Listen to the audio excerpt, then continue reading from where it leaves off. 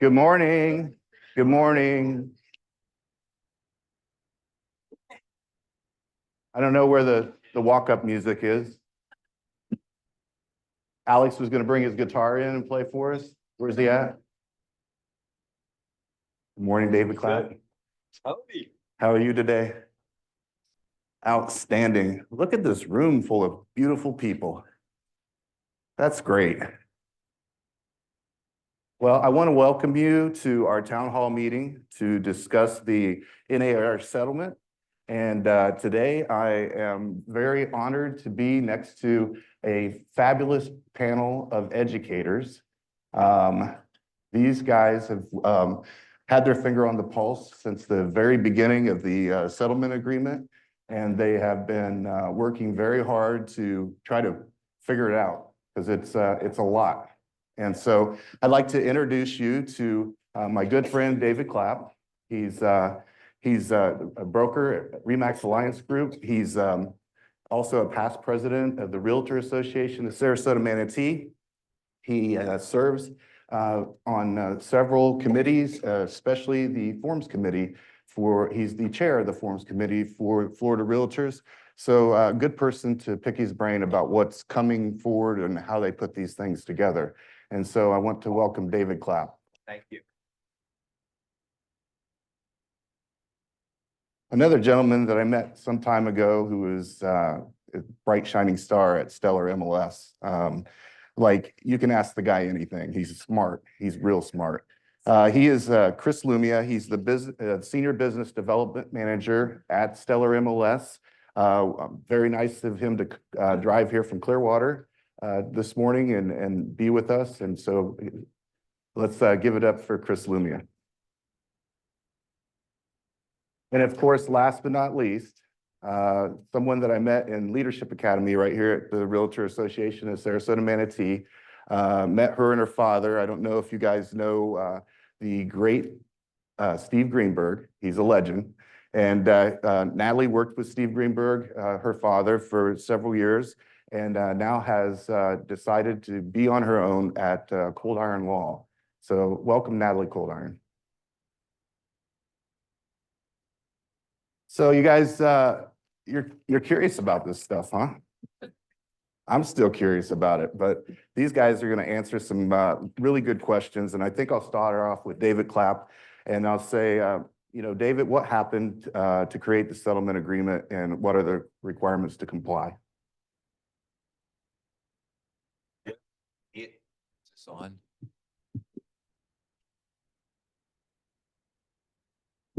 There you go. You probably can hear me even without it, but what's that? Closer up. Okay. So how did we get where we're at? And I will tell you that I've been in the business for 46 years, and this is probably the most significant change that I've seen to our business in all that time. Real estate had been done in what I'll say a traditional way for year after year after year after year. But with everything in life, changes happen. And so there were some new business models that came out, and real estate has never been set on the business models. But in these business models, brokers would list property. They would list based with commission only to them as listing brokers, with the idea that the buyer broker would pay their own buyer broker. Well, that was not a model that real estate community was used to. So when they would take listings at whatever their compensation was and put in the MLS $1, everybody looked at that and said, well, I don't work for free and I'm not showing that property. And so that led to antitrust and this conspiracy within the real estate industry that real estate agents conspired not to show properties that were not offering what they considered to be the fair market compensation. And at the same time, there were some sellers who came and said, well, why am I paying the buyer broker compensation? The buyer broker doesn't work for me. And so why am I paying that compensation? And so collectively, they got together as plaintiffs and they filed a lawsuit in Missouri. And nobody thought that that lawsuit would get traction and that it would go anywhere. But lo and behold, it did. And as a result of it, NAR lost that lawsuit. And when they lost that lawsuit, the settlement was $1.8 billion, tripled because it was antitrust to $5.4 billion. Well, there's no way that NAR could settle because that's a lot of money.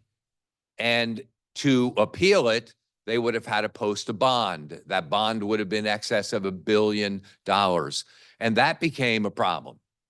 We knew we'd win on appeal, but getting to appeal was problematic. So that brought us to NAR having to settle. And in settling for $418 million spread out over 4 years, it solved the issue that was at hand. But part of that settlement now meant that the offers of compensation in the MLS had to go away, because if the playing field was level, the brokers who didn't offer compensation were alleging people didn't show their properties. So if nobody's compensation was in the MLS, that leveled the playing field. So that was the first consideration. The second consideration is buyer broker agreements needed to be entered into, and that also made buyers agree to pay the compensation, which was part of the challenge before. These brokers were only negotiating the listing side compensation and arguing that buyers should pay the buyer side of the compensation. So those two things came out of the settlement. The other good news with the settlement was that NAR settled because there were copycat lawsuits that popped up all over the place. And by settling the Sitzer-Burnett case, that put to bed all the copycat lawsuits and allowed the industry to move forward with the changes that we're talking about today.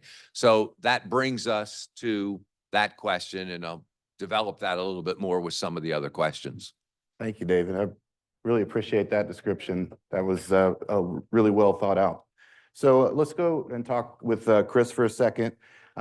You know, in the MLS, compensation fields went away on August 6th. So if you saw the compensation fields disappear, that was on purpose. They did that. And so, you know, now, Chris, can we put like in additional comments like buyer broker friendly, or can we put something in showing time that says what our compensation is going to be? So David mentioned that not only was it the Sitzer-Burnett lawsuit, but there was another lawsuit that was on the heels of that was going to go to trial this year that was potentially 40 billion plus damages. And then there were about 24 copycat lawsuits filed. And the copycat lawsuits were targeting everyone: small brokers, medium brokers, large brokers, team leaders. Everyone was getting sued. So Stellar MLS, because this settlement still allows business to go forward, we are taking a very strict interpretation. Because if anything goes wrong, if anything, you know, the plaintiff's attorney said that they are watching for misuse. And if anything happens where another round of lawsuits come, it impacts all of us. So we are taking a strict interpretation where there can be no mentions of compensation or the willingness to provide compensation anywhere in the MLS. And we have seen across the nation some creative workarounds. A picture's floating around social media right now. There was a listing agent in California who mowed a commission offer into the lawn and did a drone shot. We have seen pictures of pillows custom made and put on the couches, making an offer of compensation. People ask me, can I add in the, Florida Realtors created the new compensation agreements. Can I add a blank compensation agreement into the attachments? Can I say buyer broker friendly? Can I say willingness to offer? So for now, and once again, this is a moving target. So things might change as we learn more, as we move forward.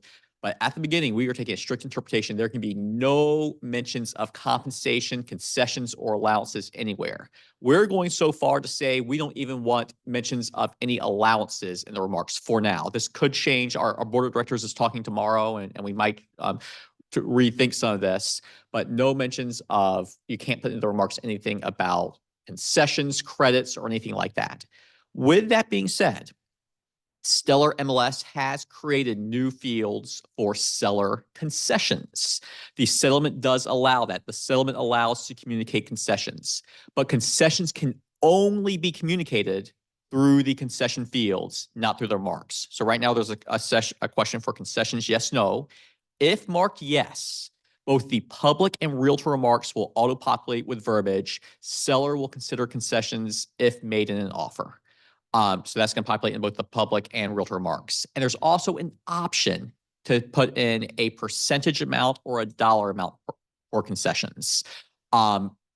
These fields are fully optional. You do not have to use these. But part of the settlement, concessions cannot be conditioned upon using only for buyer broker compensation. So these are general concessions the seller is providing the buyer that the buyer gets to determine how to use. So that was a long answer to say no, you can't put anything in the remarks that talks about compensation. Chris, what about on your website? Now, one thing about the settlement does not prohibit making offers of compensation outside of the MLS. So if you want to do a sign rider, if you want to leave a flyer on the table during a showing and the flyer makes an offer of compensation, the settlement does not prohibit that. With that being said, for the brokers in here, you need to determine your own risk management strategy, determining if that's the route you want to take or if there's better ways to do it in terms of just handling everything in an offer. That is a brokerage decision, but the MLS will not be enforcing offers outside the MLS. Now, websites get complicated because part of the settlement also says the MLS cannot support any off MLS mechanism to aggregate offers of communication, meaning that we cannot provide a data feed to a website that compiles offers of compensation from multiple brokers. But you are allowed to make offers of compensation on your own listings, on your own website. And you can augment an MLS data feed just for your listings, your website. Now, where the line is kind of drawn, if you are a broker and you have a brokerage website, that's great. But if you're part of a franchise, if you're part of a national brand, you cannot partner with another broker, even within your same brand, to aggregate offers of compensation using MLS data. So it's only for your brokerage, your listings on websites. Yeah, very good. Tony, to add to one thing Chris mentioned. Sure, absolutely. Good morning, everyone. I learned from Chris just the other day a tidbit that I wanted to share with you. I noticed that when the listing agreement was released, there's a section for concessions that the seller's agreeing to offer to a buyer, and it only includes a dollar amount, whereas MLS offers, Chris is mentioning that there's a percentage or a dollar amount. So I asked Chris why the discrepancy. Is there now going to be a change on MLS? Chris informed me that we're not the only MLS. There are other areas that are following different rules. So just please be aware that in the new listing agreement, there's only a dollar amount field to insert. And my hunch is that the Florida Association of Realtors that created our form wants to clarify that these concessions that are being offered are not to be taken in lieu of concessions. They're not to be they're not to include compensation. They're two separate concepts that need to be treated separately. So the dollar amount that a seller may offer for concessions in the listing agreement is not to be treated as compensation. And that might be why we only have a dollar amount in the listing agreement. Can you mention that the concessions are going to be used as compensation in the MLS? You cannot. So, and remember, concessions are not compensation. Concessions are general concessions made from the seller to the buyer. The buyer is in the driver's seat. They cannot be conditioned on compensation. And the other big difference between the compensation fields and the concession fields, they are not blanket offers. So in the past, the compensation fields of the MLS, these were blanket unilateral offers of compensation, and you were pretty much guaranteed that offer if you brought a buyer at that property. No longer the case with concessions. Concessions still must be negotiated as part of the offer process.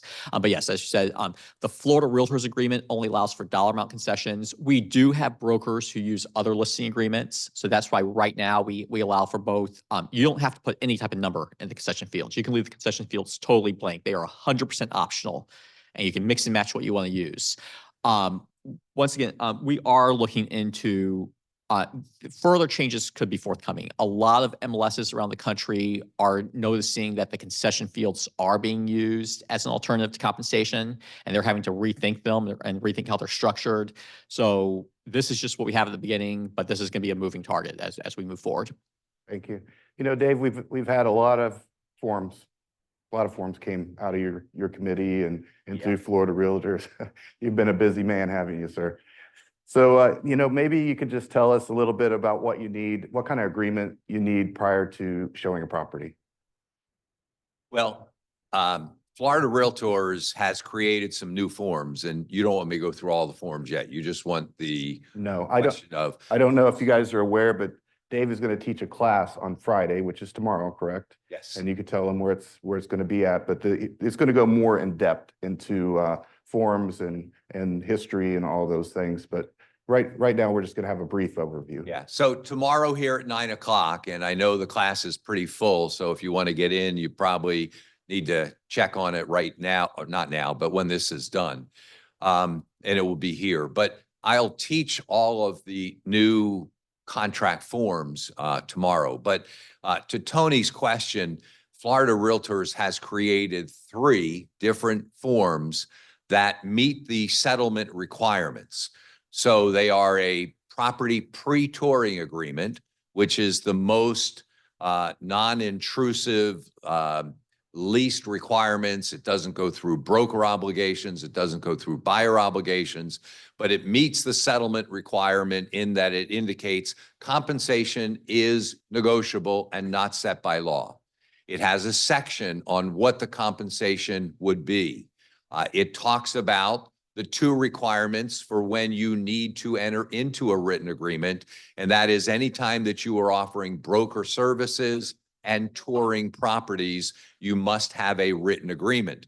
So the property pre-touring agreement is the minimalist version. The next one is the showing agreement. That's not a new agreement, but it has been modified to now comply with the requirements of the settlement. And then the standard buyer-broker, exclusive buyer-broker agreement is the third one. It offers the most comprehensive level of coverage. The exclusive buyer-broker agreement is akin to the listing agreement that we use now. It has similar language that mirrors the listing agreement in the exclusive buyer brokerage agreement. So there are different levels of coverage and things that are included. I'll call it the Mac Daddy is the exclusive buyer broker agreement. The middle ground is the showing agreement, and the least intrusive is the property pre-touring agreement. You can go from the first house you show to closing on either of the 3 agreements, or you can start with a property pre-touring agreement and step up to either a showing or exclusive buyer broker agreement, because it has more of the obligations to of the buyer and the buyer broker. So there are 3 different agreements that are out there. Thank you. What's the, I'll call on you guys in a little bit, because I'm going to get through this section and then we're going to go to a question and answer section. So Dave, when you're filling this out, what are the components of that, of those showing agreements? What are the most important factors? Well, the most important factor as far as the settlement is concerned is a conspicuous disclosure that is in all of them. That disclosure says compensation is not set by law and is freely negotiable between the parties. You can recite that in your sleep, because as you look at the forms ad nauseum, you're going to see that statement repeated over and over and over again. It is clearly communicating that We do not fix compensation. There is no collusion amongst the real estate agents to set compensation. So we're making that very, very clear. The other thing that is consistent in all three is that there is a section on compensation. And the section on compensation allows you to either put a flat dollar amount, a percentage plus, which could be the percent plus a flat broker fee, or it could be a percentage plus a bonus that you put in there. Those fields are consistent in all three of the agreements. The first agreement, the property pre-touring, does not have any list of obligations of either the buyer or the buyer's broker. When you get into the showing agreement, there's the list of obligations to both parties. When you get into the exclusive buyer broker agreement, similar obligations will be there for both parties, but the exclusive buyer broker agreement expands on several of those. The exclusive buyer broker agreement has a conditional termination. It has a protection period. That is not found in either of the other two agreements.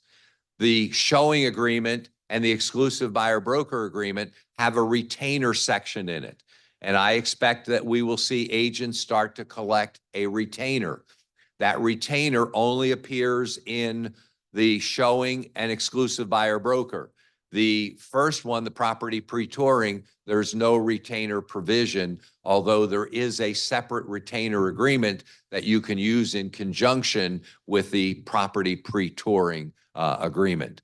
So there's some of the differences. Yeah, thank you, David. And just to be clear, Florida Realtors put out these forms, and you know, you guys work for different brokerages, so we're not telling you which forms to use or how your office policy is run. So however your broker tells you to operate, then that's the way that you should be operating in your office. So we're talking specifically about Florida Realtors offered forms that are in Form Simplicity.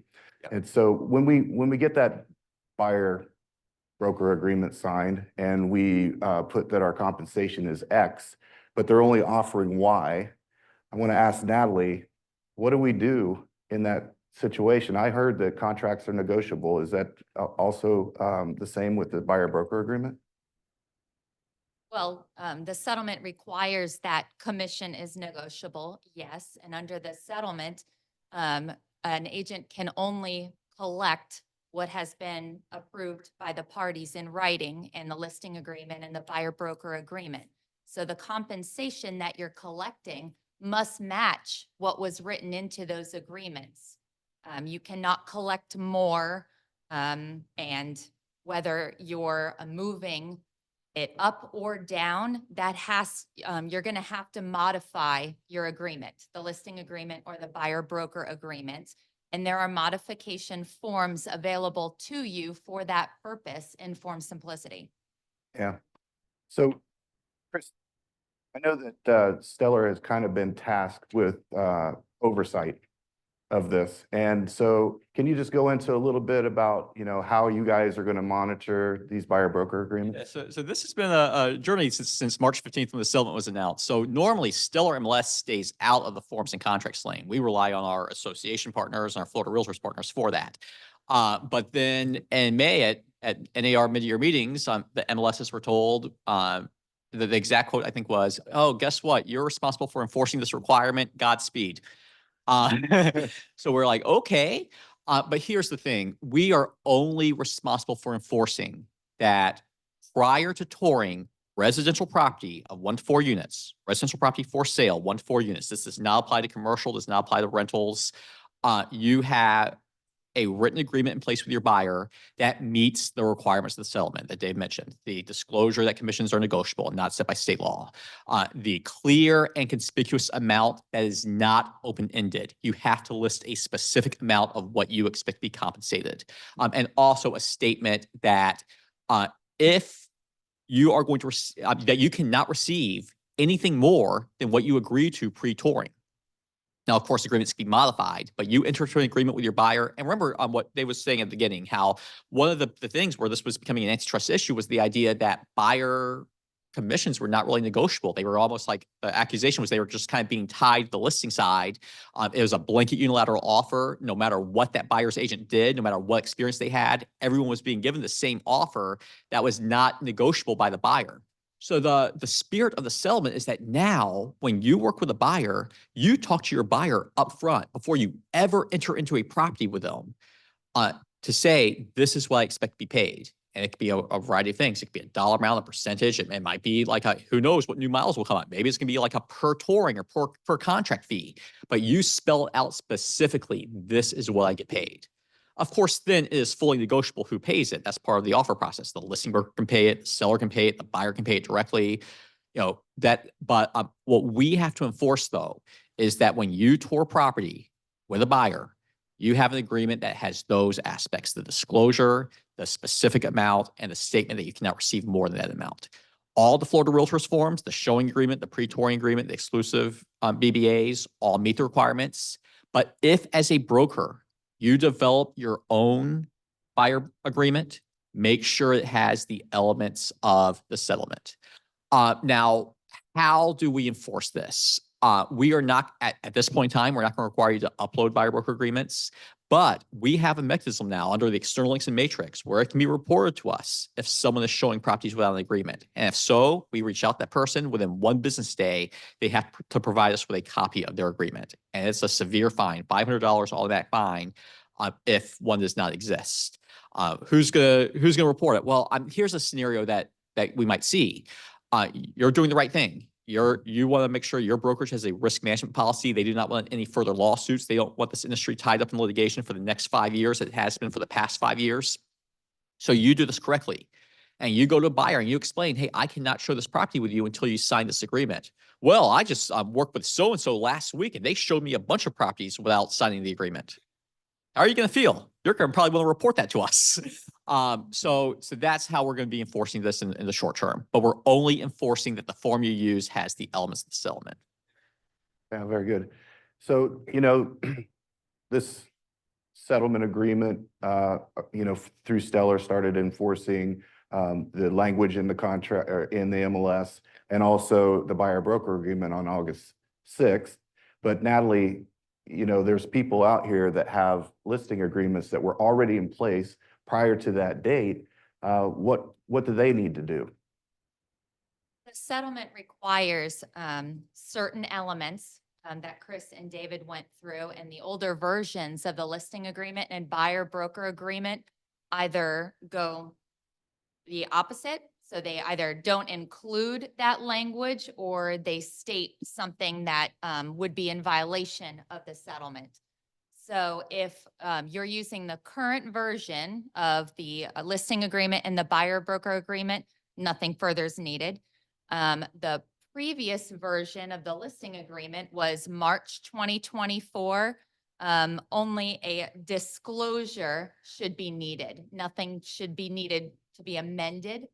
If you're using a listing agreement that's older than the March 2024 listing agreement, then you may have to amend that listing agreement so that it's in compliance with the NAR settlement. Now, FAR came out with a compensation disclosure document. So if your listing agreement was the March 2024 variety, you can use this 1-page compensation disclosure document. I like it because there's no signature required. It just states the sentence that's required under the settlement. Just notice brokerage compensation is not set by law and is fully negotiable. Done. And it's very important that you document that you've given it to the seller and that the seller's received it, either reply by email. And there's even a place at the bottom where it says copy delivered to seller owner on blank, and then how, by email, text, mail, personal delivery. So this is a requirement under the settlement that this disclosure is made. And it's important that if your listing agreement is, if it predates March 2024, or it is the March 2024 variety, this disclosure must be provided to your seller. Yeah. Dave, can you think of any other things that have changed in the listing agreement. Well, Recently. and everything Natalie said is 1,000% correct. If your listing agreement predates the March version, there is one other requirement, and we just put out a new form called modification to listing agreement. That form is not new. It's been around since 2015, but the version that just came out within the last days has now a checkbox that allows you to delete verbiage that was in the listing version prior to March of 2024. That listing version prior to March 24 had a statement that said, if there is no offer of compensation, your listing cannot be placed in the MLS. Well, that was the removal of that statement was the change that took place in the March version of the listing agreement. That's the only modification they made. So if you're using the March version, all you need is what Natalie said, that disclosure that commissions are negotiable and not set by law. But if you're using the version that predates the March version, then it still has the statement in it that says, if you're not offering compensation, you can't be put into the MLS. So now look for the new version of the modification to listing agreement and check the box that removes that statement. And that is an amendment to your listing agreement. So you need the seller to sign that. So that is a form that just came out. And that's for listings that are active, but not yet pending under contract. Okay, so that's for all of your active listings that are on MLS, just not pending. Anything that's pending under contract should remain enforceable. Yes. Very nice.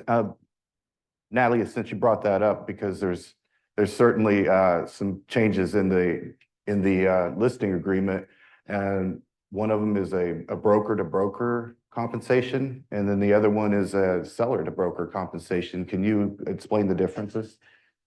Yes, the settlement provides that agents working with buyers must enter into written agreements with those buyers, and the settlement also eliminated and prohibits offers of compensation on the MLS. Your listing agreement has two options available to the seller, which allow for maximum flexibility to the seller as to how the compensation and to whom it's going to be paid.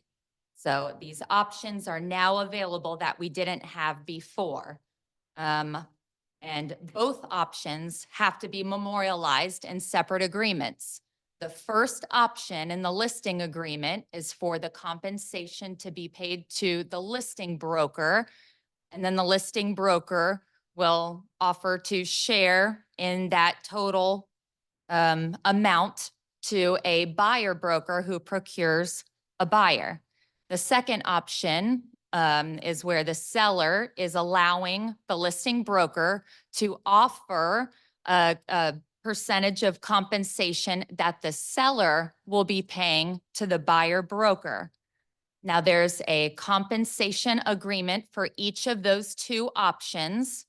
So when an offer or when a buyer broker calls up a listing agent to ask if compensation is being offered, the buyer broker will have one of two forms to memorialize the response. If the compensation is being offered by the listing broker, you would use the broker to broker compensation form.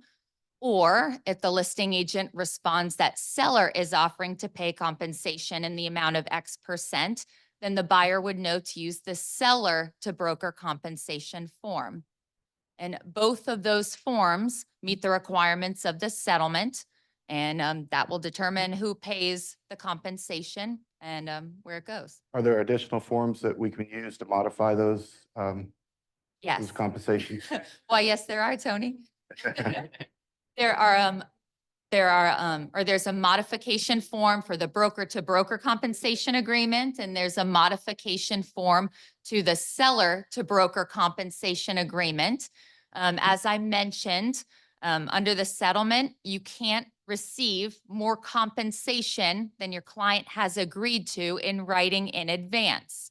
So if your buyer-broker agreement or your listing agreement says you're receiving one amount or percentage, and more or less is being offered, you may have to modify your compensation agreement or the buyer broker agreement to match. It's all going to have to match, and your brokers are going to be keeping track of the matching of your compensation under the settlement changes. Yeah.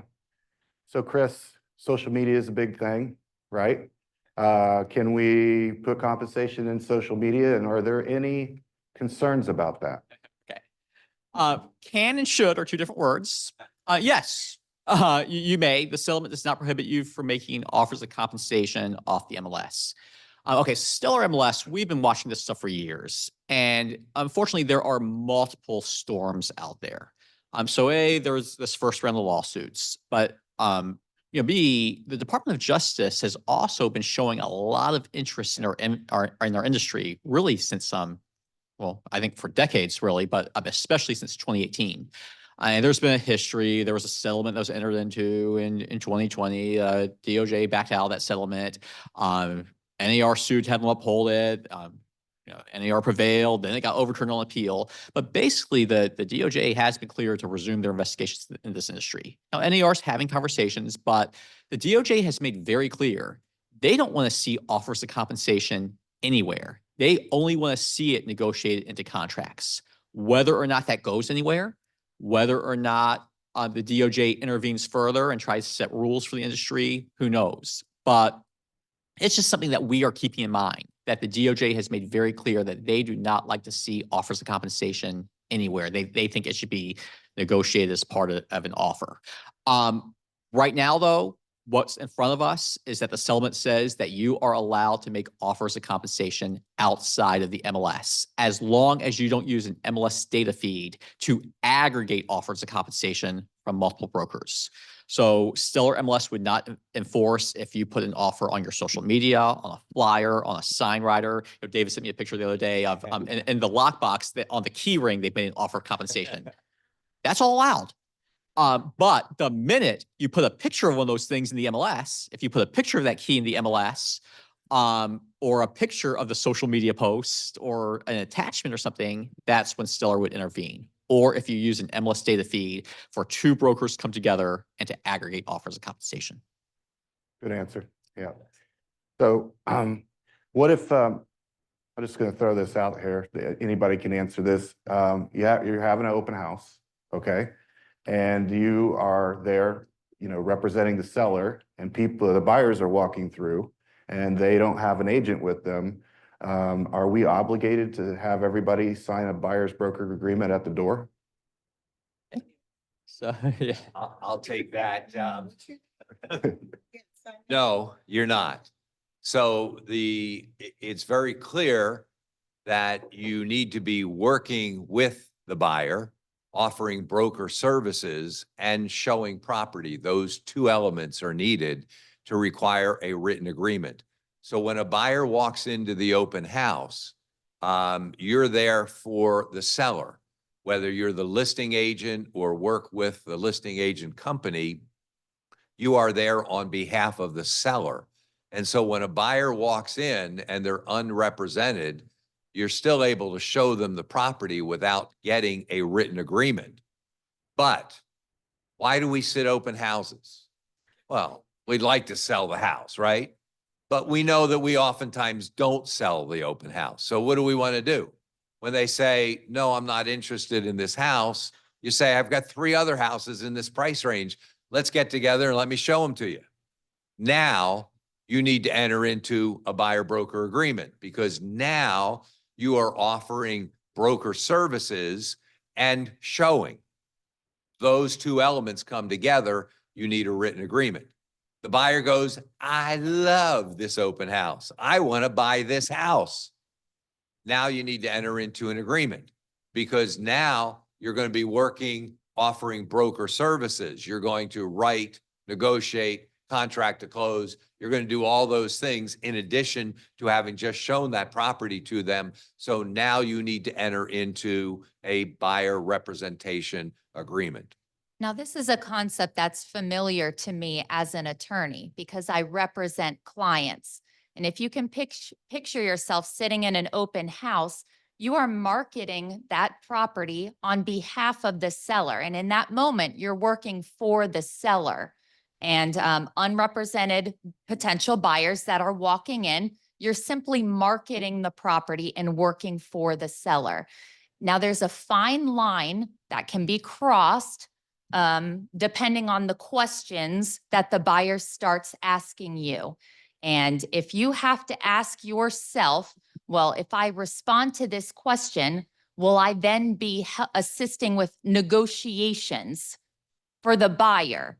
Is the response to this question representation of the buyer? At that point, you need to start a conversation or a dialogue about entering into an agreement with that buyer. Now, the settlement, in my mind, has separated representation of a seller and a buyer. So that when you're representing a seller, you're working for a seller, you're doing so under that listing agreement. And then separately, you would be representing a buyer under that buyer broker agreement. So your discussions and your thought process should be channeled towards who am I representing in this moment? And that's a familiar concept to me. Yeah. Yeah, and this goes beyond open houses. Just, you have a listing, another unrepresented buyer calls you. You work with a builder and you're working a model home. So, it's kind of like there's that invisible line, like when do you cross the line? You're starting to provide services to that buyer.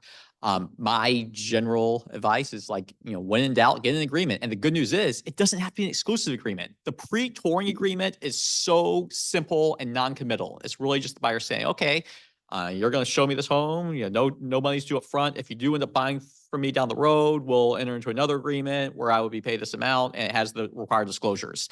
So, it doesn't have to be, oh, you're asking me questions at the open house, sign this exclusive agreement that you're working with me for the next 6 months. You don't have to do that. The agreement we don't regulate the terms of the agreement, but just be cognizant of that when you start crossing that line. And I think we will see a certain type of buyer that doesn't want to enter into these agreements. And so they're going to call the listing agent to see the property. And then if they like it, they're going to go to Natalie as their attorney to write a contract. And they're not going to use a real estate agent to do it. Same way, if it's an open house or it's a non-open house, if they go directly to the listing agent, they don't need to enter into a buyer representation agreement. And then they can have an attorney do the rest of it. And I've talked with some attorneys who are starting to get those type of inquiries. Natalie, I don't know if you have yet. I have not received such inquiries yet, at least. And I believe the general consensus in the attorney community is that we prefer to work with Realtor partners. We would have to charge extra for time to be preparing contracts. And there are so many services that you Realtors provide that we just can't offer. We can't attend inspections. We can't arrange for vendors to be at the house. There are so many services that you provide that we're just not capable of. And if there is a shift to buyers coming directly to attorneys, it will be brief because they will realize that they're going to have to pay for those services, and it's not all inclusive. Okay, hang in there. Yeah. It'll be brief. So I want to clarify something, Dave. You said that if a buyer decides to come directly to the listing agent to see the property, wouldn't it be out of compliance if that listing agent showed that property without an agreement with the buyer? In my opinion, no, because they're there representing the seller and they're simply showing the property. If they get into negotiations, if they get into, I want to write a contract, then yes, as Natalie said, there's a fine line there. And, you know, if you're opening the property, showing it on behalf of the seller, no agreement needed. But if you start negotiating, start answering questions in a negotiating way, then yes, you're going to need to enter into an agreement. Chris?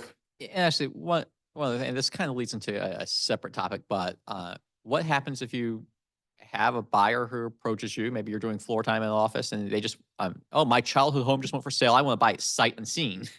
And you don't tour the property, and touring is the trigger in, you know, for the written agreements in the MLS. I would probably say our interpretation at Stellar is that if you, for whatever reason, they're buying it without touring it, before you write up that offer, now that you're providing services that are beyond touring, enter that agreement right away. With a buyer, that term working with is key. Right. Right, it's working with and showing. So there's those two elements that require the written agreement, so. And let me just add one other thing. In today's technology world, showing is walking them through with a video on your camera. Yep. So the buyer's in Hudathunket, Idaho, and they said they want to see this property, and you need to walk through with your video camera. That is touring the property. Yes. If you physically enter the property, whether or not the buyer's with you or not, you're touring the property. Agreed. Agreed. But what about virtual tours on my listing? Is that touring the property? No. All right. So Dave, I know that you've been very busy. You know, Dave got his teeth cleaned this morning. That's why it's so bright up here. But he's been out teaching multiple classes. So is Natalie. So is Chris. They're all out there teaching constantly, trying to keep everybody up to date. But I know that next week Florida Realtors Convention is coming, and you're going to be very busy with the Forms Committee. And is there any information that you can tell us that's coming out of the Forms Committee? Well, there are a plethora of new forms that are out right now. So we've talked about the 2 compensation agreements. We talked about the modification to compensation. There's 2 versions. We've revised the exclusive broker agreement. We've revised the modification of the listing agreement. There is the new property touring agreement. We've revised the showing agreement. We've revised the exclusive buyer broker agreement.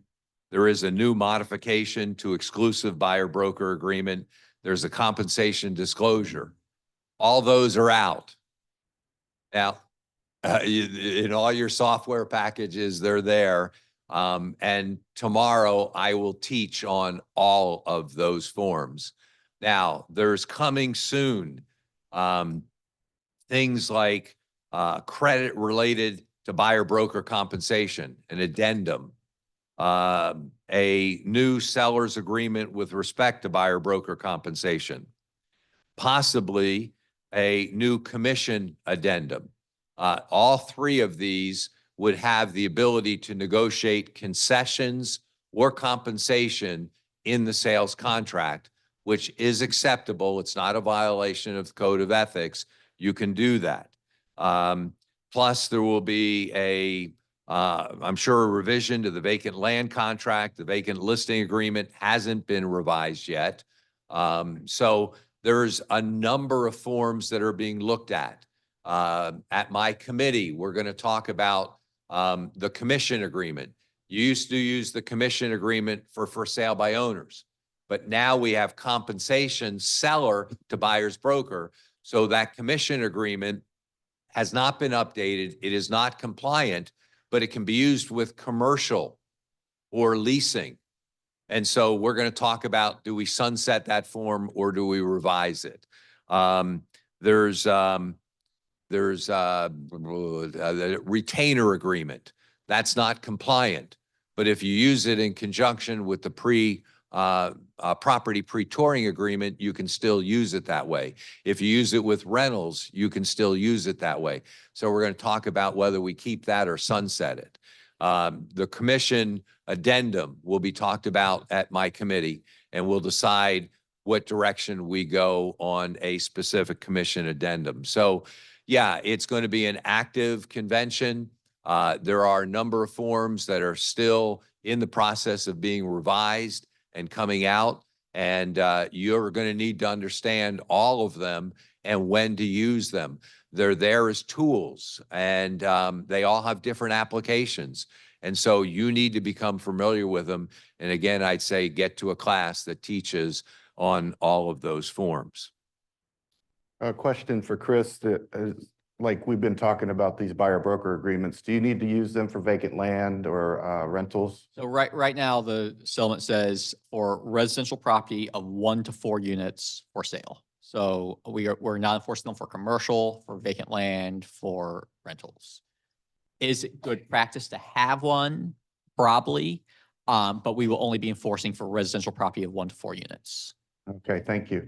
One other question, now that the compensation fields are gone out of the MLS, we used to depend on that very heavily, of course. So, what's next for Stellar? What is Stellar's worth to the agents? Yeah, so the first lawsuit was filed in 2019. And at first we kind of thought this was going to go away, but then around 2021, 2022, we realized, ooh, this is not going away. And we started to pose this question to our leadership, to our shareholder reps, to our board members. I remember, I believe back in early 2022, when we asked the question, well, what happens if compensation was removed from the MLS? And at first it was like apocalyptic. Oh no, that would be horrible. But then as we started talking about some more, and we really started digging the value of the MLS, the next year in April 2023, before the Sister Burnett case went to trial, I went around the state and I hosted 18 different broker coffee hours at each association. I was here at RASM, many of you were here. And I started to kind of give these what ifs. Hey, here's what's going on in the industry. Here are the lawsuits. Here's what the DOJ is doing. It is a possibility that within the next couple of years, compensation will be removed from the MLS. What would be the value of the MLS post offers of compensation? And it was amazing, the answers that were given to us. And they said, well, the value doesn't really change. Right now, despite the challenges that we're facing in the United States with MLSs being under scrutiny, the MLS is a very North American concept. You don't see it in other countries. Has anyone bought real estate in another country? If you have, it's not fun. It's a disaster. And European countries are talking to us. We're talking to countries in Africa and Asia, because Stellar has actually a consulting arm that's a separate subsidiary. And we have all these countries that are now starting to see, hey, we need to do something. We need a better way to buy and sell property. So we have been just sharing the value of the MLS. And not once do we mention these countries that are looking to starting an MLS, compensation being part of the MLS. We mention a single entity with all the inventory. The fact that you go to one place and you have real-time information of all the properties for sale. In most countries, that's unheard of. Sellers enter listings directly into multiple portals. Listing brokers enter listings directly into multiple portals. You might have, there's no exclusive listings. So you might have the same property listed 5 different times at 5 different prices. It's like Craigslist gone wild. Like it's not a good experience. You don't have the information. You don't have comps data. You don't have the suite of products. You don't have the integrations. The fact that we have data standards where you're able to plug the MLS data into your back office fees, into your brokerage website, into all the other tools that you buy for your brokerage. All the training support that we give with the MLS. So we really do think the future is bright. This is a transition, but we're going to double down on the comprehensive source of data, the data integrity, the fact that you can trust what's in the MLS, that we have mechanisms to tell, oh, this property has sold and it's still marked active in the MLS. We're bringing in some new tools over the next year. We're bringing in some tools to help you use data to keep in touch with your past sellers and buyers, to do some statistics and to really market yourself to buyers. We're bringing on a referral platform to help you, with our expansive coverage area and our statewide and nation and international partnerships. If you have a seller in Sarasota who's moving to Atlanta, to help streamline the process of making referrals and connecting them with an agent up there and getting referral income. So lots of great things are on the horizon. And we really think this is just we think for the industry, while it's frustrating to go through change, it really is a new beginning, and the future is very bright for all of you. I agree, a new beginning for sure. And we really appreciate Stellar support and sponsorship and education, and you guys have done a fantastic job keeping everybody informed and staying on top of this settlement. So thank you, Chris. Natalie, I'll ask you the last question, and then we'll open it up to the audience for questions. But, you know, as an attorney and someone that does closings, what additional information or things do you need from the realtors to help us succeed in our closings? The answer to this question is really still to be determined. I have spent weeks calling around to attorney friends and allies and colleagues in the community to see what they're anticipating. And I'm really getting a mixture in responses as to what different attorneys, law firms, closing agents are going to require for purposes of a closing. There's one large firm and another medium-sized firm who mentioned and include in presentations that they'll be requiring or requesting a copy of the buyer broker agreement and the listing agreement. I don't know if I agree with that because we've never asked for those in advance, or I mean, in previous years. We're required, any items that go on the settlement statement, we have to have documentation to back that up.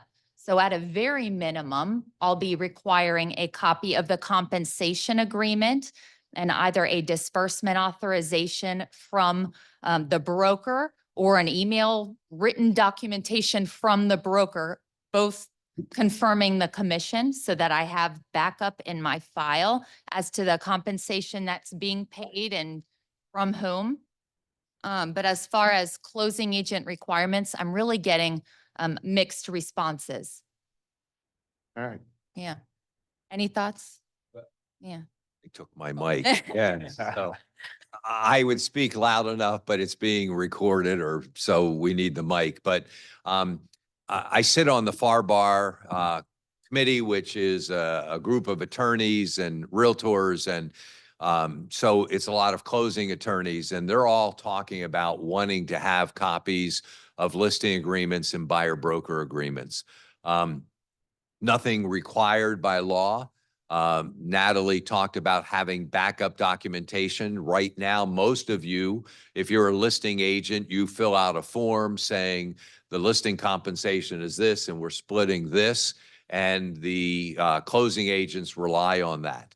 Because of all the moving parts, many of them are saying, well, I think we ought to actually get the copies of the written agreements. And so you're going to see that, and there will be a trend that will develop throughout the industry. I'm not sure what it'll look like, but I am hearing this more and more from the attorneys that they're going to want to get copies of that. Distinguish that from an agent who's asking for a copy of it. No agent is entitled to a copy of either your listing agreement or your buyer broker agreement. And I hear different agents who are asking to see copies of that. They are not entitled to receive that. Chris, please confirm if this is correct. MLS does have a right to have a copy of your listing agreement or buyer broker agreement because they're designated with the task of enforcement of this. That is Okay. correct. And as I mentioned, if we get a report that someone is showing properties well in agreement, we will ask for it. It must be produced within 1 business day. The other thing, we're in a bit of limbo right now. This is a private settlement. So as of now, there have been no changes to federal or state law. And that's where this gets a little confusing, especially I can't imagine how hard it is on the closing side right now because there's no consistent law for them to go off of. If you're a realtor member who belongs to the MLS, there's one set of rules, and then there could be a different set of rules. But who knows? That's probably going to change over time because there's where maybe this will become a little more consistent. But right now, this is new territory. I think you're going to see. I think right now, I know at Stellar MLS, we feel we are ready to go. We launched a little early just because we want to make sure that we had a little bit of a buffer for everyone to get used to these new rules. But so far, it's going rather, Going great. smoothly.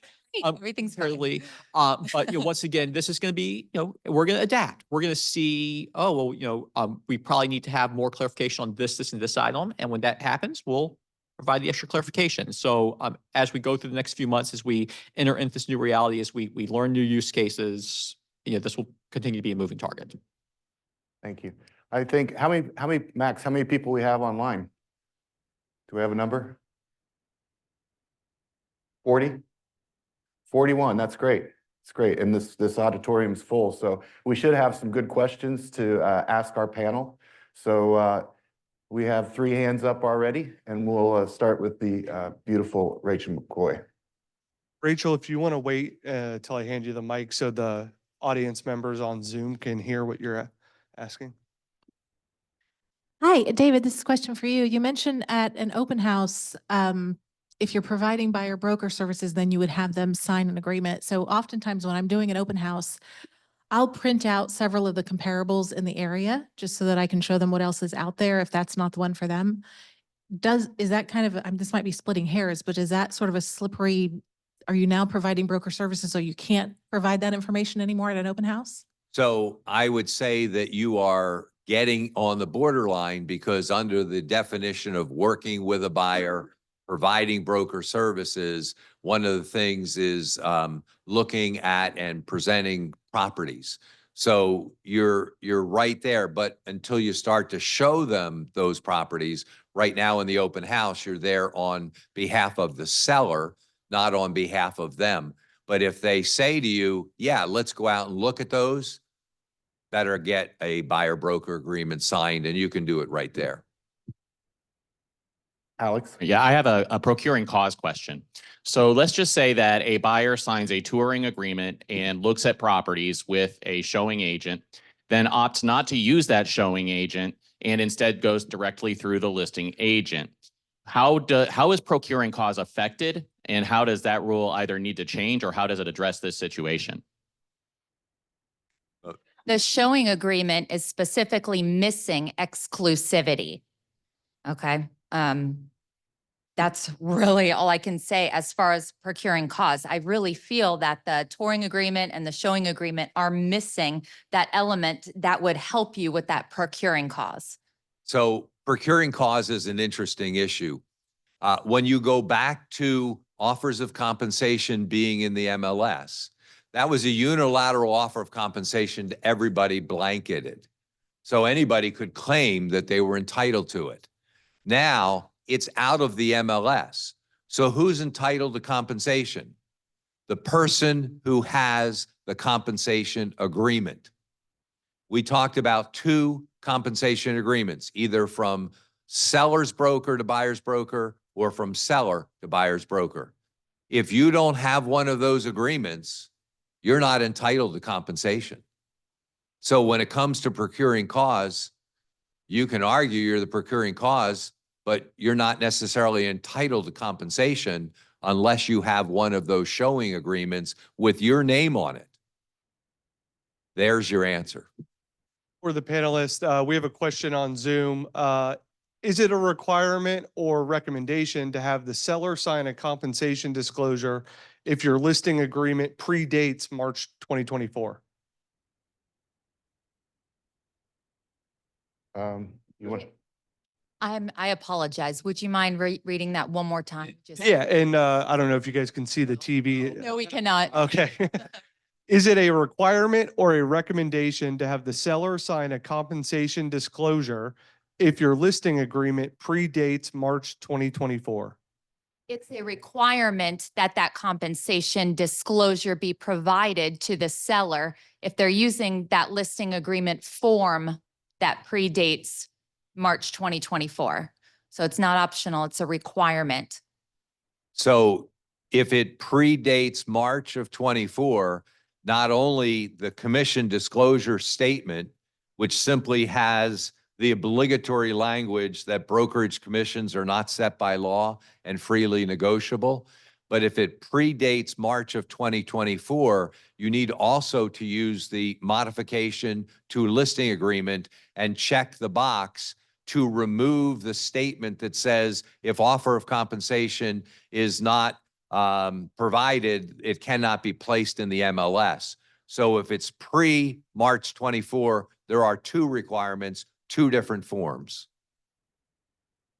So my question is, when writing an offer, if we send in, I've heard mixed answers on whether we can check off an ad in the other section or add it in the notes as far as the commission being offered from the listing broker to the buyer broker. So when writing an offer, seller could technically sign off on the offer and all the addendums there for having an executed contract without signing the commission agreement, and then we now have a problem. So how do we attach it, or what is the proper way to get the commission agreement signed along with the offer our buyer's writing? That has been my exact fear since day one, that an offer would be submitted along with a compensation agreement, and the seller signs the offer, that's effective, and then the compensation agreement doesn't get signed, or it trails behind and minds are changed, and then everyone's in a predicament. I'm getting mixed reviews on the response to this, and I have to say that you need to check with your broker. You have to take their direction on this. And the responses are so far mixed. NAR and FAR are of the opinion that compensation does not go into the contract. As an attorney, I feel that the buyer and seller are free to negotiate even compensation or whatever they want into a contract. That's general contract law, but you need to take your broker's direction on this first and foremost. So in a perfect world, before you ever write a contract, you will have received from the listing broker a compensation agreement. One of the two. Seller's broker to buyer broker compensation agreement, or seller to buyer's broker compensation agreement. If you receive one of those prior to writing a contract, that's all you need. Commission would not be put into the sales contract. We don't live in a perfect world. And so you're going to end up writing contracts and you won't have that compensation agreement. Tuesday, the FAR Bar Committee approved putting out two versions of addendums. One is negotiating a concession to the buyer in the contract with a lot of verbiage to do that. The other is an addendum that says the contract is contingent upon seller entering into and a checkbox of either of those two compensation agreements within 3 days. And if not entered into within 3 days, the buyer will have the right to terminate the contract. The reason that it's on the buyer to terminate is they're the only party to the contract other than the seller, and only one that has the right. And the buyer has entered into a buyer-broker agreement that has obligated them to pay compensation. So it is in their best interest that they know they're on the hook for it. If they want their buyer broker to be compensated from the seller or from the seller's agent, then they need one of those compensation agreements to be entered into. So it will make the contract contingent upon obtaining one of those. Again, perfect world, you get it in advance. Commissions aren't even in the contract. Imperfect world, will now have, if they are approved at both the bar and Florida Realtors, will have that type of an addendum that can be used to negotiate the compensation. Question for David. Can we please hurry up on the addendum? That would be incredibly helpful for the That- agents to have. Yes. In the interim, before this addendum is released, all we're stuck with is you need to ask your broker what language you would be permitted to include in a contract. Okay. And I expect we'll see multiple versions of things in paragraph 20, and that is why we as a committee have worked hard. I will tell you, there's over probably 13 or 14 hours on this committee trying to negotiate what these addendums would look like because there are so many ramifications to it, I can't even begin to go into here. So the next question on Zoom from Marianne Walsh. Back to the scenario of the buyer calling the listing agent directly to see their listing. The buyer is not working with an agent and does not want to work with an agent. So the listing agent shows the property and the buyer wants to purchase the property, but wants to have a lawyer draw up the contract. Does the listing agent have to get any additional documents signed? If the agent is calling the listing agent to set up that showing for a buyer, in my opinion, that is working with that buyer. I think she said buyer directly called, not. Oh, the buyer directly calls to an open house. So the scenario of the buyer calling the listing agent directly to see the listing. The buyer's not working with a agent and does not want to work with an agent. So the listing agent shows the property and the buyer wants to purchase the property, but wants to have a lawyer draw up the contract. Does the listing agent have to get any additional documents signed? David, is there a No. disclosure stating I'm not working with you? Well, Non-rep agent? you could do a non-rep, but they're specifically, the listing agent should be asking, you should always now be asking, have you signed an exclusive, or have you signed a pre-touring, or have you signed a showing agreement with another agent? And in this scenario, the answer to that is no, I haven't, and I don't want to. I want to work only with the listing agent, and then I'm going to have an attorney draw my contract. So that listing agent is simply opening the property on behalf of the seller, is not offering broker services to this buyer. They are opening the property on behalf of the seller. Now, they start to get into beyond that, negotiations and all the other stuff, then yes, they should enter into an agreement. But if it's strictly opening the property for that buyer to look at the property and not offering broker services, they're doing that on behalf of the seller. There is no agreement that is necessary. And then if they want to have an attorney, I hope all attorneys take Natalie's position that they don't want to replace the realtor when it comes to doing the buyer side of the transaction because they're limited. I hope all attorneys understand the concept of what we really do on the buyer side. It's not just writing a contract, but in that scenario, yes, that could happen. And from an enforcement perspective, so in this case, they're hiring attorneys. They are having some legal representation. That'll be very different than if the unrepresented buyer said, okay, I want to buy the home now. Why don't you write up a contract for me and I'll sign it? And you're a transaction broker to both sides. In that case, you are now starting to provide a limited service to that buyer, and that will be a completely different ballgame. If a seller wants to choose and pick and pay title, whether it's the company they've used a bunch of times or it's been in an estate, is that going to have to consider a concession? Are they allowed to also keep that still in MLS? That seller wants to pick and pay title, or is that going to be considered? A concession is a credit towards a payment that buyer's obligated to pay for. And if under the contract, the seller is obligated to pay for the title related costs, then that wouldn't be considered a concession because the seller's obligated to pay for that. Okay, so we can, in Okay, current so listing. from the MLS perspective, those fields aren't changing where you can say seller's preferred closing agent.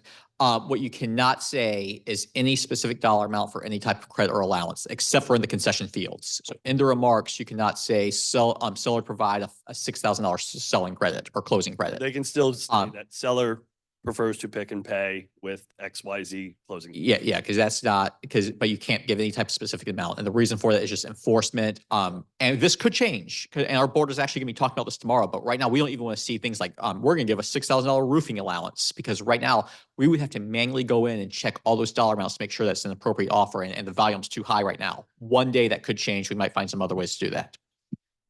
Now Chris's comment is with regard to what you're putting into MLS.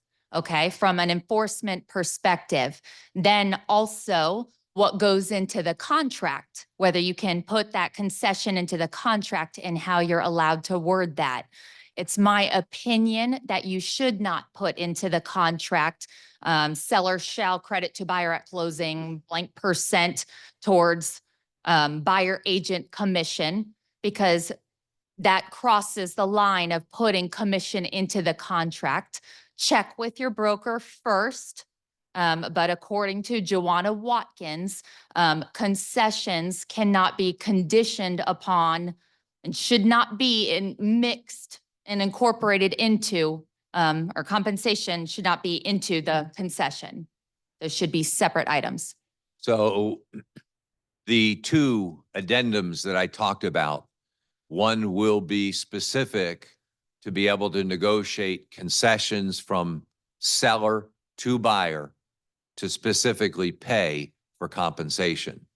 So there's a lot of different views on this. It used to be considered a code of ethics violation to negotiate compensation in the contract. And part of that was because the MLS was the offer of compensation. And you didn't use a contract to modify or negotiate that when it was already there. Now, all the rules have changed. And so it's not NAR. If you go to the frequently asked questions, question number 40, ask the question of, can we negotiate compensation in a contract? Is that not a code of ethics violation? And the answer is no, it is not a code of ethics violation. If your buyer instructs you to negotiate compensation as part of the contract, that's acceptable because you are doing what your buyer instructs. If your buyer is on the hook to pay that compensation and they want you to negotiate it in the contract, you are freely able to do that. Now, that can take the form of seller directly to the buyer's broker paying the compensation, or clarifying that the seller has given compensation to the listing agent and the listing agent is going to pay that, or the seller is paying a concession directly to the buyer. That concession, as Chris has talked about, in the MLS, you can list a concession, but that concession is not binding on the seller until it's negotiated in the contract. In paragraph 18 of the contract, there's an integrations clause that says that no prior representation, i.e. it's in the MLS, i.e. it's in the seller's disclosure, is binding unless it's incorporated into the contract. So what appears in Stellar MLS as a seller concession has no value and no meaning unless it's put into the contract. And as it stands now, I expect that approval to happen. There will be an addendum that allows us to negotiate a seller concession to be paid to the buyer to be used to offset buyer broker compensation. Coming. I have two questions. The first one is, if you're setting somebody up on a simple property search, are any forms required? You're not showing them property, you're just setting up. And the second question I have is, if a buyer asks me how they get out of a BBA or a buyer broker agreement, what is correct protocol? Because I anticipate buyers who don't read anything, because usually they don't, signing multiple BBAs. And I just want to know how to navigate that all. I hope it's not a problem. I'll take the first question. So, no, setting up an auto email would not trigger the written agreement requirement. It's physically touring the property. That's the trigger. Now, with that being said, anything beyond physically touring the property. So if they want to buy it sight unseen, it's physically touring the property or beyond. I don't know who wants to take the second part. Joanna Watkins made a comment in one of her webinars that providing brokerage services, or the definition of working with, she included one of the items as identifying potential properties. So if you've heard from the buyer what they're looking for, and you're sending properties to the buyer that might meet their requirements, I interpret that as working with that buyer. Now, if it's a email blast of, listings you've got, or just non-specific properties, I would think that would be general marketing. But if you know exactly what what that buyer is looking for and you're sending those properties to that buyer for that specific purpose, I feel that that may cross the line into working with the buyer that might require a buyer broker agreement. And just say, so a settlement, remember, is kind of like the bare minimum of what has to be enforced. Would it be good practice to have one? Yes, from the MLS enforcement, and we are not required to enforce the agreement until you start touring properties. But should you have it before then, if you're providing consultative services to an out-of-state buyer, probably. But what's going to be the trigger for us for enforcement is, did you physically enter the property with that buyer or beyond? So let's take that scenario. You have 50 people set up on email blasts. Do you, in that case, need to have a buyer representation agreement? I'm going to say no. But now you, as Natalie says, you're concierge servicing that listing email blast. And you're going through and you're specifically going, this one, this one, this one, get rid of all the rest. Let's send these because I know that's what they're interested in. They've been into town. You've shown them in the past. Okay. You know what they want. You're doing selective properties. That's the first thing. Now you start to get into providing broker services. But then they go from afar. They're in Hudathunket, Idaho, and they go, I want to see this property. Can you do a video tour of it? Now you're showing the property through video tour. You have met the two elements, and a written requirement is required, even though physically they're not here. All right. Before I get to Kathy's question, for Chris, could Chris confirm that a key tag in the Supra lockbox noting seller compensation is allowed? Question. Once again, can and should. So this is going to be a broker decision, but the settlement does not prohibit making offers of compensation outside of the MLS. And Supra is an association product. It's not an MLS product. It's not in the MLS. Now, the minute you put that picture of the key tag in your MLS listing, say, here's what you'll find when you open the lockbox, that will be a violation. But any offer compensation made outside the MLS and outside of MLS data, the settlement allows, but that's going to be a broker decision on what you can and can't do. Okay, I have two questions. Chris, first of all, in the MLS, in the rentals, because it is in the MLS, I know that the rental division or whatever does not have to do the buyer broker agreements and so forth. But in rental listings where they may be offering in there that an agent will receive a referral fee for bringing a renter or tenant, is that okay? Or does that need to Compensation come has been out? removed for all listing types. So Okay, no that's- compensation anywhere in the MLS. That's what. Rentals, for commercial, for anything. Okay. The written agreement piece is enforced for residential property 1 to 4 units, but compensation that applies to all property types. Okay. All right. And then my second question, David. So in the new modification agreement, and I know for listings that are pre-March of 2024, we needed to do the disclosure statement and the modification. In the new modification agreement where you check off that box, also throughout that modification agreement, it states in the bold print that the brokerage commissions are not set by law and are fully negotiable. Since both of those components are on the new modification agreement and the seller will be signing that, would that eliminate the need to have to have that separate disclosure as well as the modification agreement done, or could you still have to do the two? I believe there's a box to check to incorporate that disclosure into the listing agreement. So as long as the box is checked, you wouldn't have to also send that compensation disclosure, I believe. But also, the disclosure doesn't require a signature. So it's easy to just play it safe, send it, confirm receipt, done, without any signature or circulation being required. So play it safe. But yeah, I think it would comply because it does have both elements in there. And I want to go back and real quick answer the other question, because when you said modification, that triggered the fact that I'm not sure we fully answered your question, which is people may enter into multiple buyer broker agreements. How do we make sure that they have been released? So I'm going to use the analogy to a listing. We're all used to dealing with listings. How many times does a seller come to you and say, I got out of my listing, I want to now list with you? You should be asking, have you been released? Have you been unconditionally released? And there's a modification to listing where the box is checked, unconditionally released and signed. And you know, as an agent, before you relist that property, that you got that information, you know that seller is out.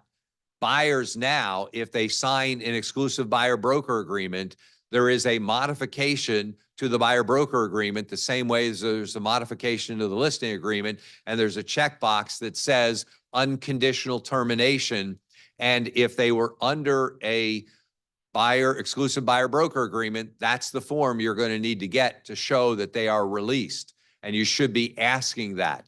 The second thing is some of the agreements do not have, there's not like a protection period. They still should be released, but there's a shorter term. The pre-property touring agreement is generally going to have a shorter term in it. So it's going to expire. And so the buyer is going to be able to move around between people, but you're going to have to start asking that question and make sure that they have been released and not obligated, because a code of ethics says that you will not put your customer in a position where they could be obligated to pay duplicate fees.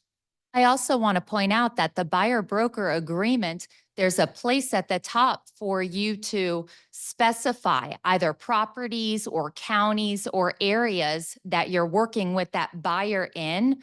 And in one of Joanna Watkins' webinars, which I watch, I feel every day, I hear her voice in my head. It's already contemplated that it's possible for, and potentially likely for, a buyer to sign multiple buyer broker agreements.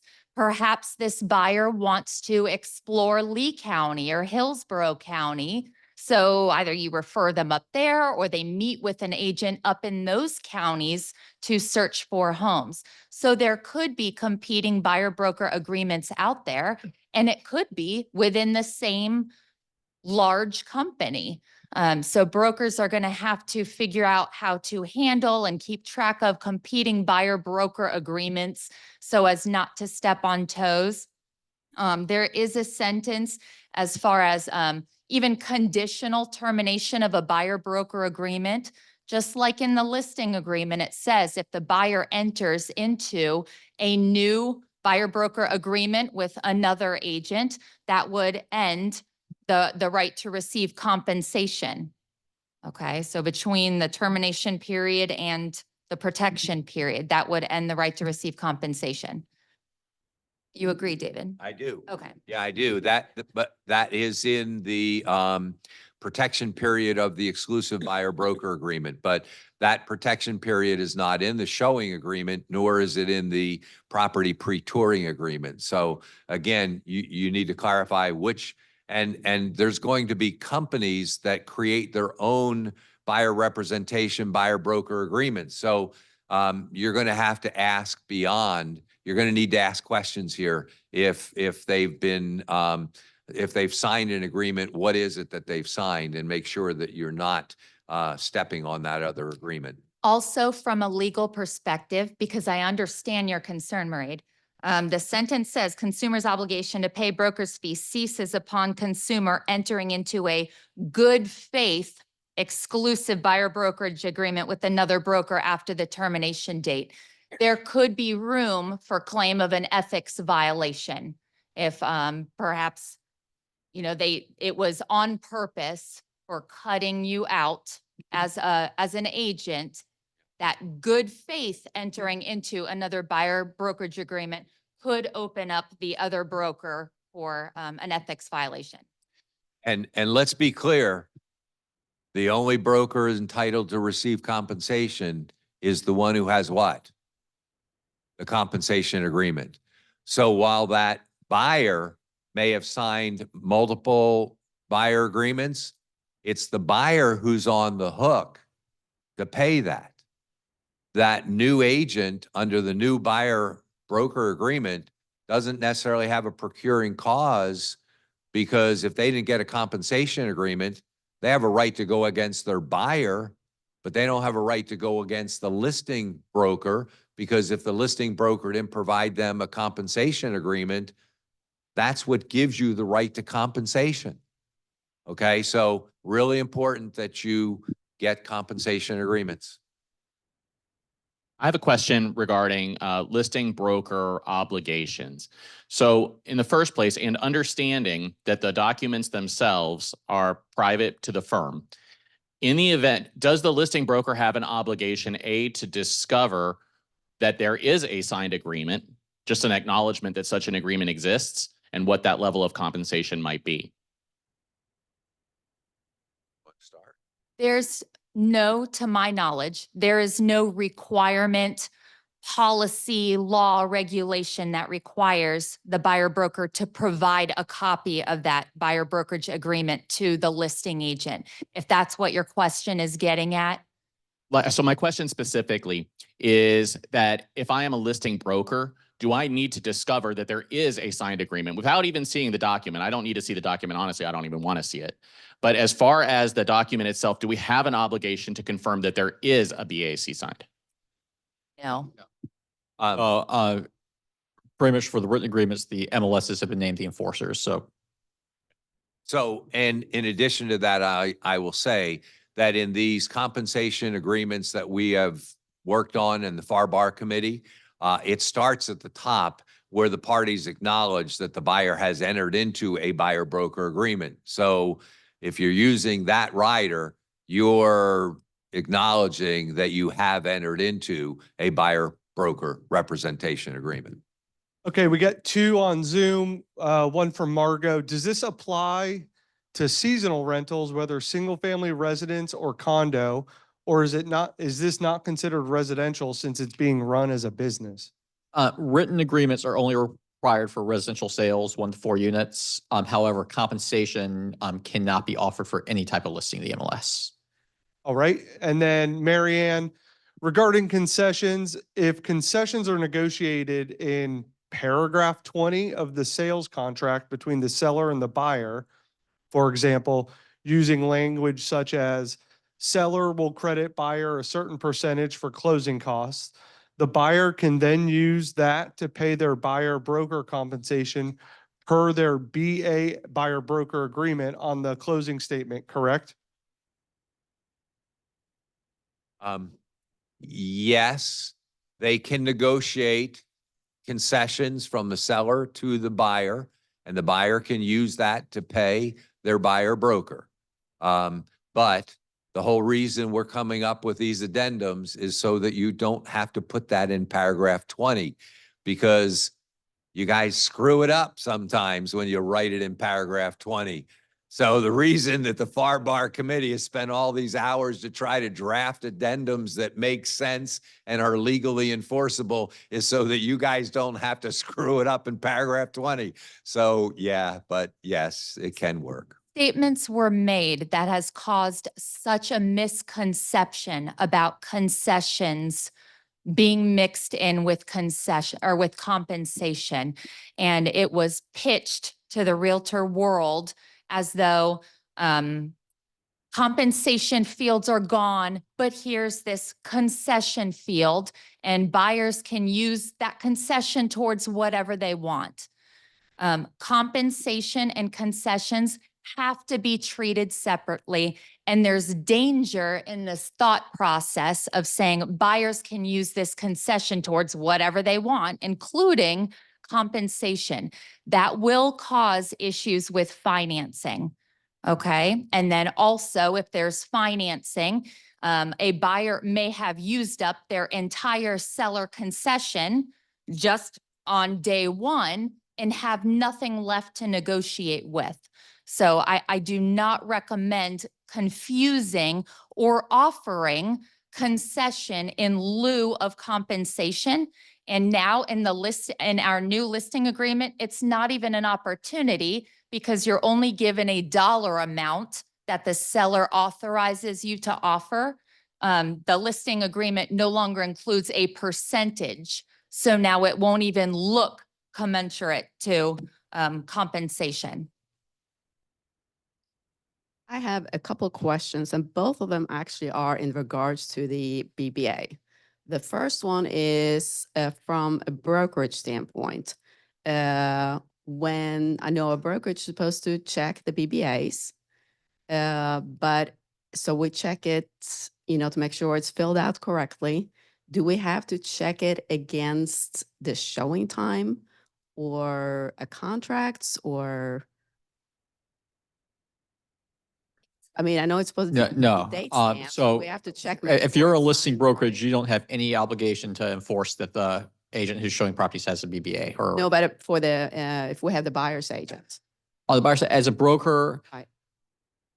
it would be good practice to figure out for your office, how are you going to ensure that your agents are staying compliant with this requirement? So however you want to do that with, as a broker, whatever But policy you are want to set. required to actually check them against the showing time? You are required to have policies and procedures in place to address these enforcement requirements that are still coming out by MLS.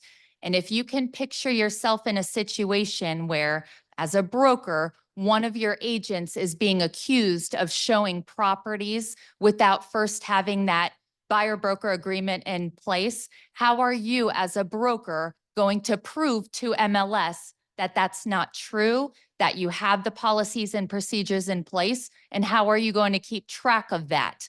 Because these fines and penalties, they come to the broker. So it's on the brokers to ensure that these procedures are in place. And I'm hearing brokers that are requiring buyer broker agreements to be time stamped so they can hold them up against showing time to see when the showings were done. And just a few other statements. So MLS, okay, if an agent is showing a property without a written agreement and they get caught and they can't produce one, the agent will get the fine. If a broker gives their agents their own agreement that they created, that does not have the 4 required elements of the settlement, that's where the broker will be liable for the MLS fine. But yeah, just in terms of office protocol, yeah, because the thing is too, even beyond the MLS, remember, plaintiffs' attorneys are salivating right now because they just saw the real estate industry as an easy target. They are watching closely for any misuse of the settlement or any, proceed steering or anything like that that comes post-settlement. So the reason for, as a broker, to have really good policies is to avoid, you don't want to get trapped in future litigation if your agents are doing the wrong thing. Okay, my second question in regards to the BBA is, there are agents out there that are getting leads from like Zillow. Zillow has their own showing agreements that has Zillow on it and that the buyer signed.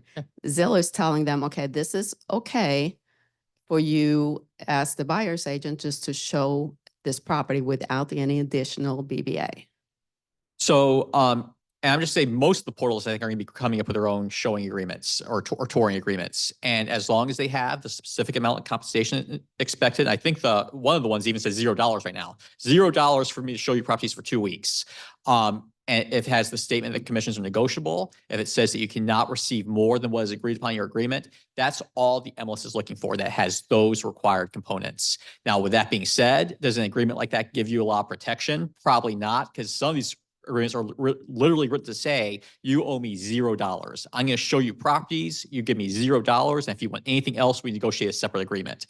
But if it has those four components, then from an MLS perspective, it meets the requirements. If it does not meet the requirements, if it is missing any of those required components, then it would not meet the MLS rule. What I'm confused with a bit is this broker compensation and then using the phraseology seller to broker compensation. The compensations always come from brokerage to brokerage regardless. So that sounds a little. The reality. So let me just say that if you have any listing agreements that predate the current version of the listing agreement, which came out in July, then the compensation is seller's broker to buyer's broker, because that was the only option that was in the listing agreements prior to. That is what I will refer to as the traditional method that we have worked on. Under the new version of the listing agreement, in paragraph 10, there are 3 options in paragraph 10. 10A is list or seller's broker, listing broker to buyer's broker. But 10B is where the seller will pay the buyer's broker directly, not through the listing broker, but directly to the buyer's broker. And 10C is no compensation. So a seller can do no compensation. So yes, that kind of blows your mind because we were used to one way of doing things. And let me use this opportunity to say, if you have any listings that predate the end of July when the new listing agreement came out, the only form you are using is seller's broker to buyer's broker compensation. That's the only form that's applicable unless you use the modification to listing agreement. In the new modification of the listing agreement, you can change the compensation to mirror those 3 options that are in the new listing agreement.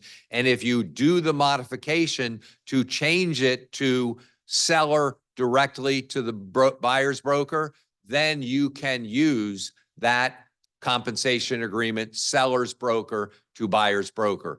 But if it's the old listing agreement, it's all going to be, don't get confused, it's all going to be seller's broker to buyer's broker. So I don't have. Max, do we have Got one more on one more Zoom. question on Zoom?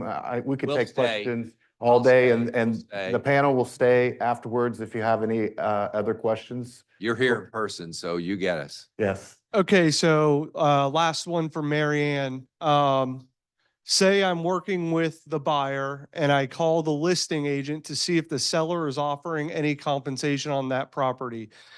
Is the listing agent required to tell the buyer's agent how much, the percentage, or the dollar amount that is being offered? We had a listing agent say the buyer's agent is not entitled to that information.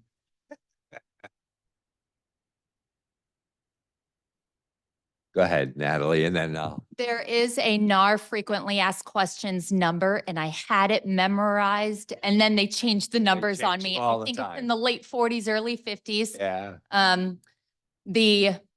The settlement requires that the listing agent obtain prior written approval of any offers of compensation before they're made. And the way that's done is in the listing agreement.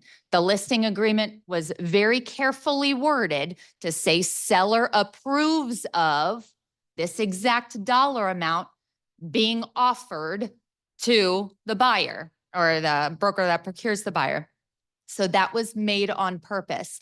That FAQ goes on to say that under the NAR Code of Ethics, you have a duty of transparency and that realtors must disclose with transparency and cannot hide the commission that your seller has approved of you offering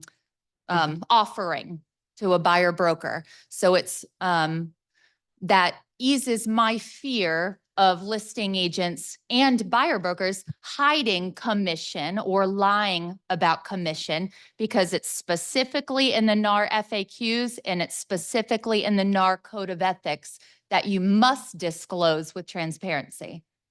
With that being said, there are some major brokerages out there that I would say have between 5 and 10% of MLS subscribers, where the brokerage policy now is that they're not going to make upfront offers. They're going to ask for you to submit as part of the offer process, saying, okay, when you make your offer, put in there what you want where you want compensation to come from and who to go to. So if that's the case, you might have some cases where you contact a listing broker and they say, put in the offer and they don't give you a specific amount because they don't have one. So the seller instructed them that we'll accept all offers and put in the offer. And I would just piggyback on that, again, it goes back to the listing agreement in paragraph 10.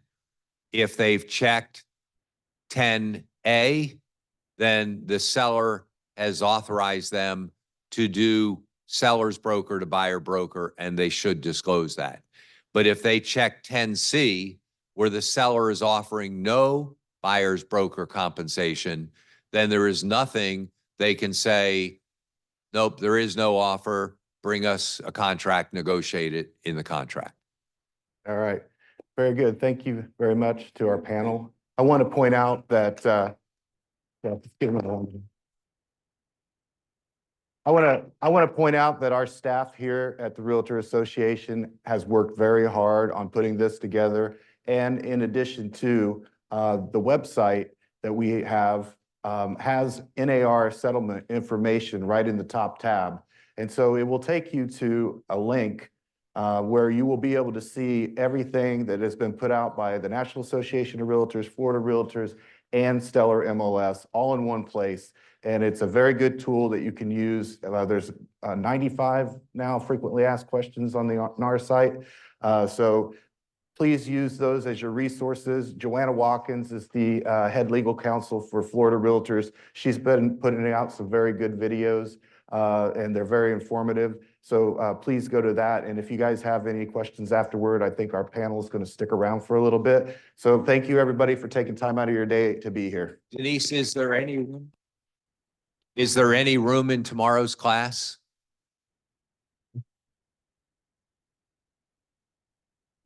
Okay, so tomorrow's class, we'll go through all the forms in detail if you want to do that. The class is pretty well full, but we may be able to squeeze a couple more in. We'll hang out for questions.